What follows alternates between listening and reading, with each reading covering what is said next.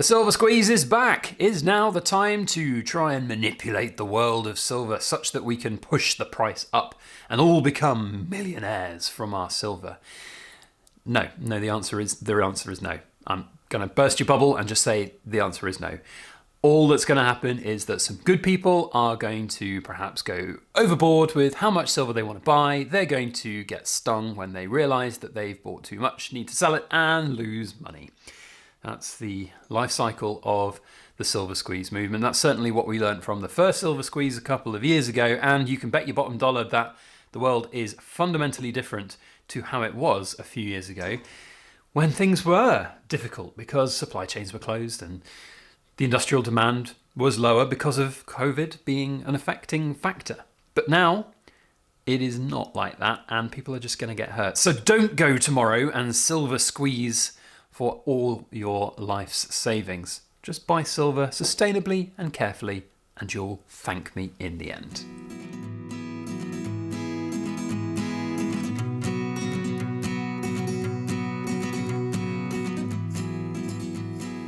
Hello everybody, Backyard Bullion here, and a warm welcome to you all joining me for another Precious Metal Ramble, where we have down-to-earth discussions about all things precious and shiny.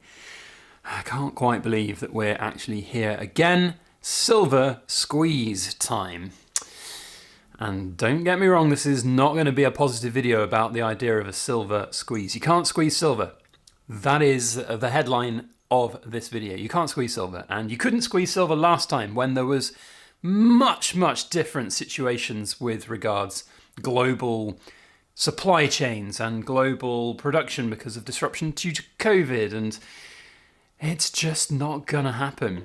All that is going to happen from a silver squeeze movement where a bunch of apes get together and buy a bunch of silver on a single given day is that the dealers that they're buying from are going to make away very happy, very content that they've sold an awful lot of silver, and they're going to get straight on the phone to their wholesalers and buy a bunch more to replenish their stocks. You can bet your bottom dollar that is all that is going to happen. So I'm going to be fairly critical of the idea of a silver squeeze movement whilst we have a look at and test a bunch of this silver that's come in through our Backyard Bullion Buyers Club. These are all sold now, unfortunately, but nevertheless, it's a demonstration that there is no shortage of silver. And also the fact is that if you go and buy silver from these big bullion dealerships, there's no effect that you can possibly have on it because they are dealing in such large volumes of numbers that it is impossible to really get that supply out. Now, I'm not going to say it is categorically impossible to get all supply of silver completely off the market, because there is a finite amount of it, but the sheer volume of it that is compared with industrial uses, compared with investment products like coins, bars, things like that, is so staggeringly different, and the numbers involved are just so huge that even the Hunt brothers back in the 1980s, with their vast reserves of wealth and money, could not do it. And so the idea that a bunch of less than... I don't want to be too derogatory because there are some good people with good intentions that just get caught up in hype and hysteria, but people who don't really know better, getting all hyped up by the internet that they're going to be able to short squeeze an actual physical commodity, which is just silly in its own right. Don't even get me started on the whole sort of GameStop situation this is born from. Of course, Wall Street Bets, the first original sort of short squeezing thing, and then it turned into Wall Street Silver. And it only benefits one category of silver owner and buyer, and that is, of course, the dealers. They loved it last time, let me tell you. And the idea that... that's very cockney there. The idea, mate, that the silver is a bit, sorry, I get distracted. The idea that silver can be squeezed is a fallacy. Silver is not a rare metal. It is just rarer than other metals out there.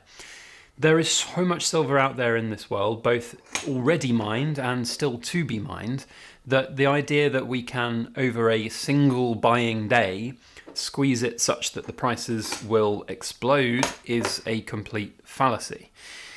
Now, the good news compared to the first silver squeeze, and there was a huge anti-silver squeeze movement from a lot of people in the silver community here on YouTube, which was really nice to see. There were a lot of bad eggs, don't get me wrong. There are fewer, I think, of those very silly clickbaity channels that would just like sit there and bounce up and down and talk about how amazing silver is and how the silver squeeze movement's going to change everybody's lives and blah, blah, blah, blah, blah. No, look, it didn't work.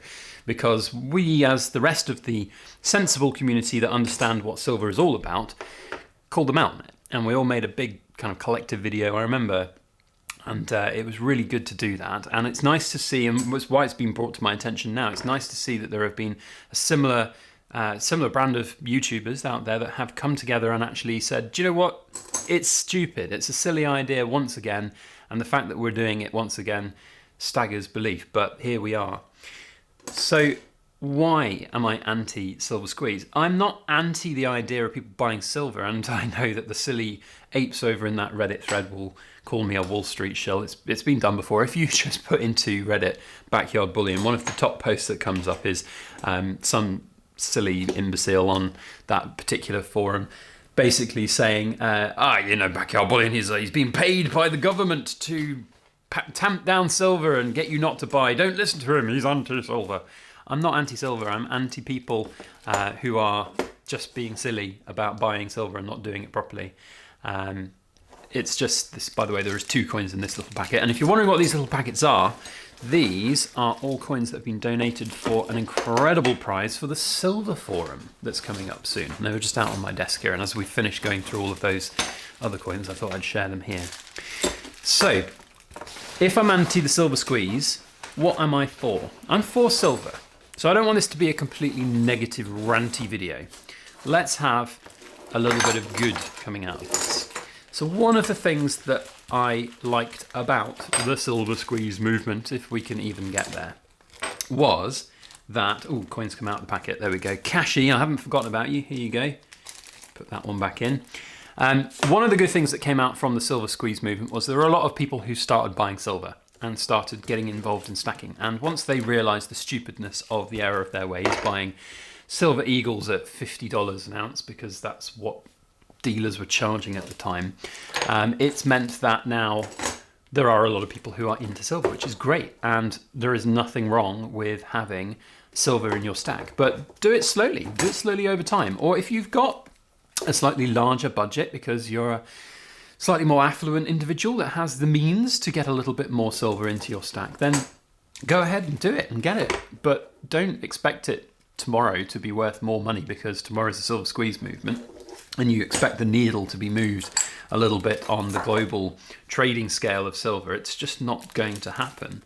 And another very interesting point I want to make is that this is a globally traded commodity. It's not just, there's paper silver. We all know and have feelings about the idea of paper silver, but there are, of course, different macroeconomic factors that control the price of silver, and a lot of that is done through high volume trading of paper silver. And a very good friend of mine who is in the world of banking and trading was explaining to me, not necessarily about silver, but for example, about just picking any stock. And it could be down to sort of the game stopping, the whole world right now is so bent on getting the next quick fix stock that's going to quadruple, quintuple, whatever it is, to make you a millionaire. And he explained to me that you can't compete with the likes of the traders. It's the same with the meme coin world. How a meme coin situation is legal and not illegal, how people can promote a meme coin and then pump it up and dump it down, pull the rug out from underneath people is beyond me. But he explained to me that my trader friend basically said, you cannot compete with these traders because they have more information than you will. They have better tools to trade than you do. They can trade instantly anywhere in the world. They can trade out of normal trading hours, and they can do it faster than you can, even if you have the same information. So the idea that you would be able to compete with this global market and be able to actively change the price of silver is ridiculous. And I mentioned it to him the other day about this whole movement. He's not really a silver or gold bug, but he just laughed at me and was like, well, they're just going to lose money. And I said, I know they are. And they did the first time round. But, you know, the internet be the internet, and hype and hysteria and people wanting to actually make money on whatever they're doing. It's just never going to happen. So you make money on silver by keeping your money safe. You make it by having it as a long-term investment over a period of time across 10, 15 years. And if you're buying silver right now, buy it, stick it in a vault somewhere, stick it in a home safe, forget about it, and you'll be just fine in the future with it. You've just got to look at the last 10 years. From my perspective, when I was buying silver at £10 an ounce, it's £26 an ounce now. It's 2.6 times return. Factor in premiums, nearly a 3x return on some bits of silver.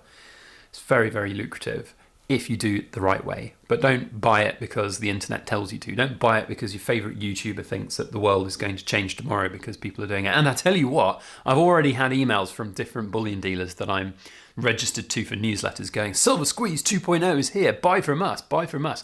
You damn well know that they're going to put a little bit of extra premium on top of things when the Silver Squeeze people come along to buy tomorrow. There will be some dealers that will be taking advantage in a more ethical way by saying, hey, the Silver Squeeze is on, here's a deal from us, and it'll actually be a pretty good deal. And if you're just going to go and buy some silver, go and buy some silver. Get a bit of silver for your deal, but don't buy it because you expect tomorrow the price to go up. Not going to happen. Just not going to happen. Anyway, that's my thoughts on it. Can't believe we're quite here again. And just to really hammer home how different the world is, when the first Silver Squeeze happened, gosh, was it 2021, something like that? The world was different. COVID had locked the world down. Supply chains were disrupted. Manufacturing was disrupted. Mining was disrupted, such that there wasn't as much silver coming out of the ground. And that didn't mean that they were running out of silver. It just meant that the supply chain was less. And so therefore, the premiums were starting to increase. Now, everything's open again, and the world is fast-paced, and there is more demand than ever for silver. You've just got to look at the complete radical shift and change of the market for silver bullion over the last 5 years since the beginning of COVID. It is a very different animal. The demand is so much bigger, and there's so much more demand. Well, I say the supply is so much bigger. The demand is bigger, yes, but at the same time, it's not outstretched that demand. And macroeconomics just says to me that it's all even Stevens, and we're just having a really good time of it now. Premiums couldn't be lower for this. In fact, if we just move away all of this stuff here, £3.50 over spot for all these other coins here that we sold through our Bullion Buyers Club. Sold within an hour. Easy. Job done. Premiums low to the ground. I remember when the Silver Squeeze was going on, you couldn't buy a piece of silver for £10 over spot. So it's a difficult, strange world. Just be safe out there. If you've enjoyed watching us test our silver on this, then don't forget to go and check out Trusty Metrics, long-term channel sponsor and brand ambassador for them. They are a very good company and well worth checking out. Otherwise, that is it from me. Cool Kids Club, I got you one piece so that you could quote me a serial number. This is your serial number for this video, P045404. We've definitely done this one before. I love this little Engelhard bar. Unsqueezable bar. I thought it would be better than a coin to squeeze. But it's what you need to quote down in the comment section so that I know that you are super cool. That, as I've been saying over the last few videos, is important for when we hit 75,000 subs.